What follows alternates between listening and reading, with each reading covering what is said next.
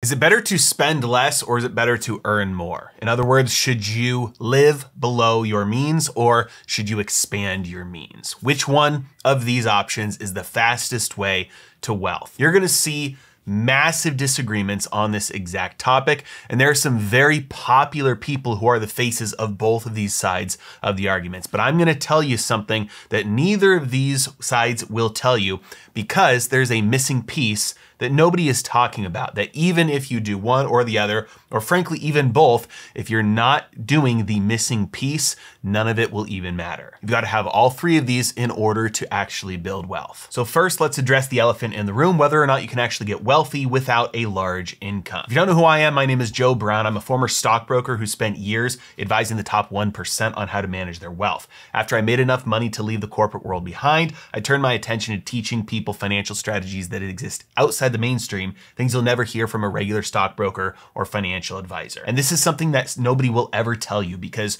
no matter who you call, no matter who you talk to, they want your money to just charge you a percentage fee on what you give them to invest. And so they'll say, hey, you can start off with $20 a month, that's fantastic. You start off with $50 a month, that's fantastic.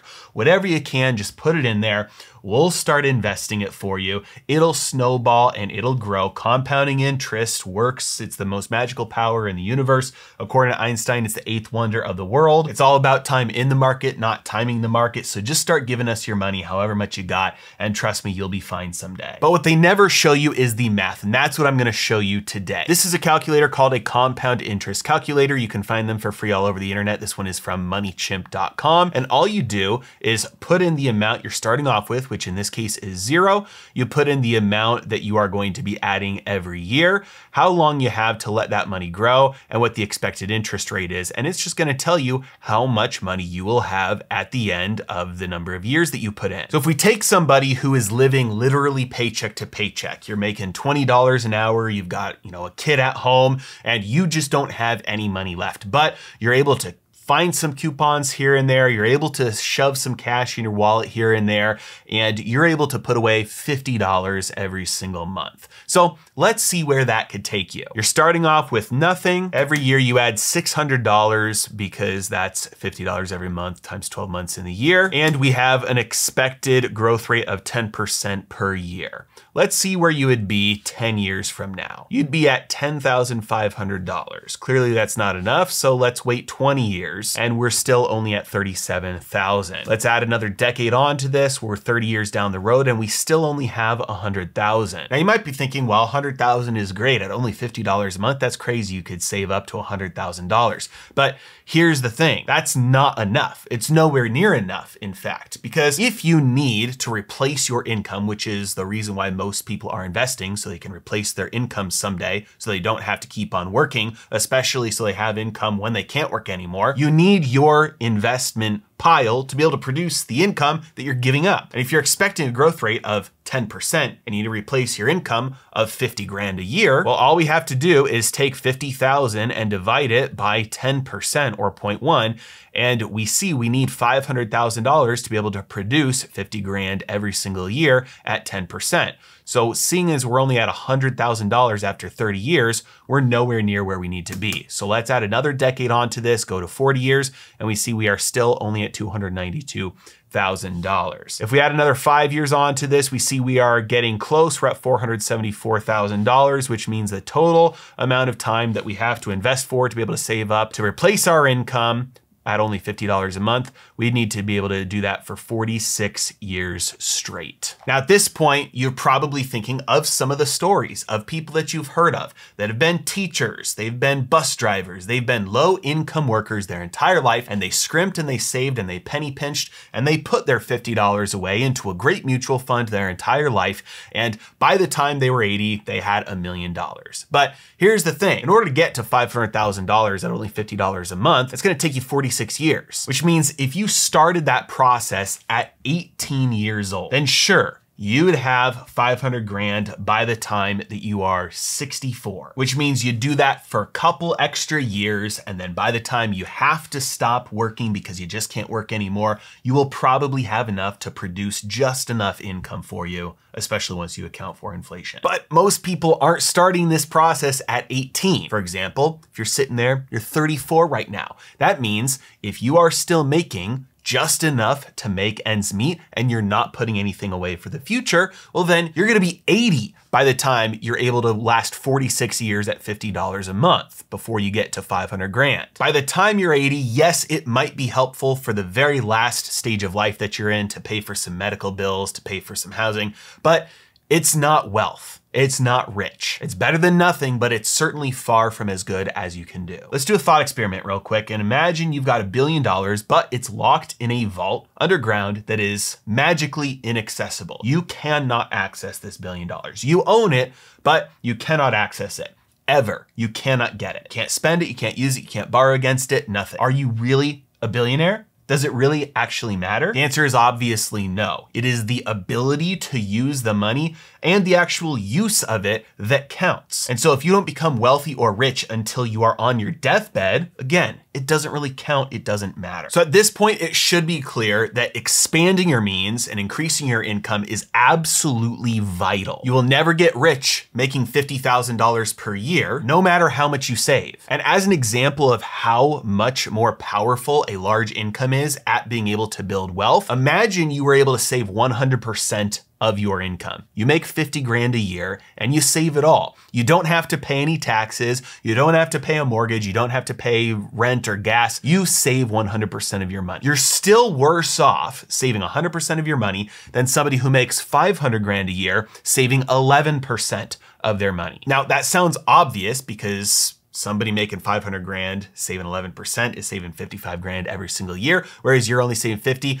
but that's the point. The more you earn, the higher your income is. Not only is it easier to save, but percentage-wise, it's more powerful to save. Because the person who earns 50 grand is not gonna be able to save 100% of their money. They're maybe gonna be able to save 5, maybe 10% of it. And here's the key. When you're trying to build wealth, it's about the dollar difference between what you earn and what you spend, not the percentage difference. 10%, 20%, 50%, 90% doesn't matter. What matters is the dollar amount. Which brings us to the other side of the argument, that you have to live below your means, that you have to save. And a lot of people at this point are probably expecting me to say that that's complete hogwash, you don't have to worry about it, that that's not having an abundance mindset of blah, blah, blah. No, you absolutely have to be able to save. If you can't save $10 out of 100, you're never gonna be able to save 100 grand out of $1 million. You need to train yourself to live below your means because anybody can outspend any income. Just look at how many professional athletes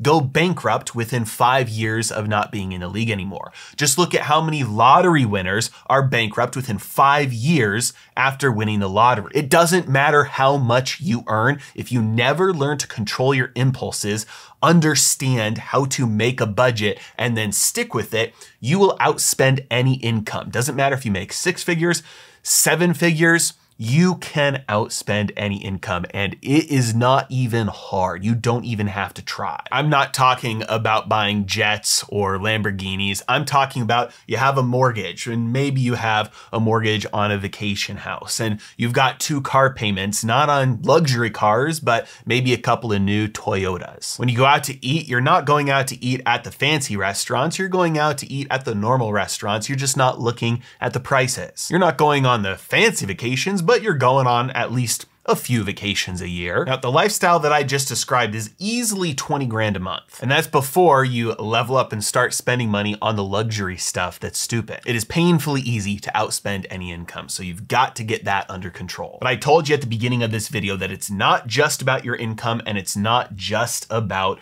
your saving, because even if you do both of those together, you live below your means and you increase your income drastically and you save 100 or 200 grand every single year. It's still not enough. You're still missing the key. And the key is you have to invest it. This is what so many people, especially millennials today, do not understand about money. I can't tell you how many people I know personally who have come to me and said, hey, I've been saving for the last 2 years, 3 years, 4 years. I was looking at buying a house, but I got scared about real estate. I was looking at buying Bitcoin, but I got scared about the crypto market. I was looking at buying stocks, but I got scared of the stock market. All investments seemed rigged. It seems like everything's out to get us. I've got 100, 200 grand just in my bank account. And now I don't know if I should buy anything because everything's gotten way more expensive. Meanwhile, for the last 2, 3, 4 years, inflation has literally been destroying their money. On average, over the last 40 years, the average rate of inflation has been 5, 6, maybe even pushing 7%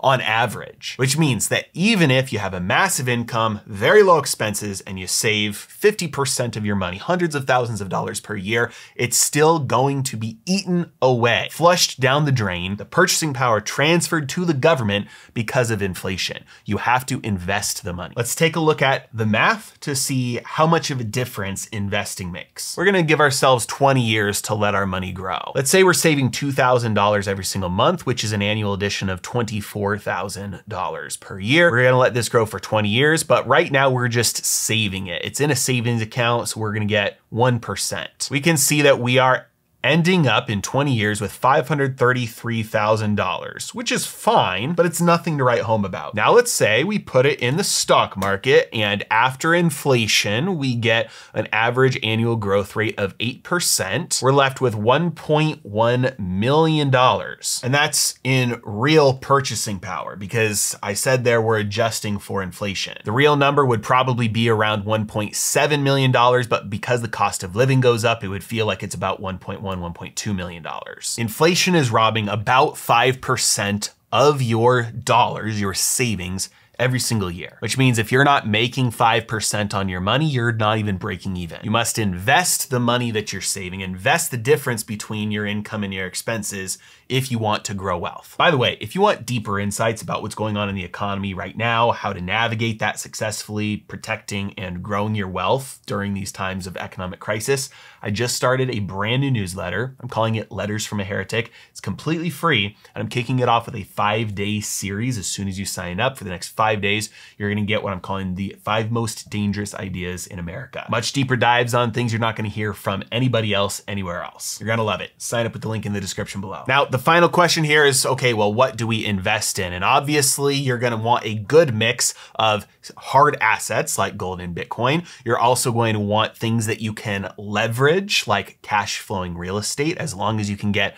30-year fixed rate loans. You don't want adjustable rate mortgages, and you need the cash flow from that property to pay for the debt. And then you also want to invest in publicly traded companies. Getting a good mix of these asset classes is going to give you stability during rough times. It's going to give you income when you need to rely on it. It's going to give you the ability to short a dollar that continues to depreciate over time, and it's going to give you ownership of assets that will go up from inflation as well. But if you want a bonus, I always recommend investing in a private business that you control. In other words, start your own business, or at least a side hustle. There's a reason why billionaire investors that are famous for investing, people like Ray Dalio, Warren Buffett, Jim Simons, these people are some of the most legendary investors in recent history. There's a reason why none of them made their money strictly from investing. They all started businesses. It's because you are never going to get better returns on your investing than if you invest in a business that you control, that you own from a cost of zero because you started it, that you can cause to grow by putting in free inputs like your time and energy. You'll also never get a better income than starting your own business. The absolute best jobs out there for employees that make the most amount of money you can as an employee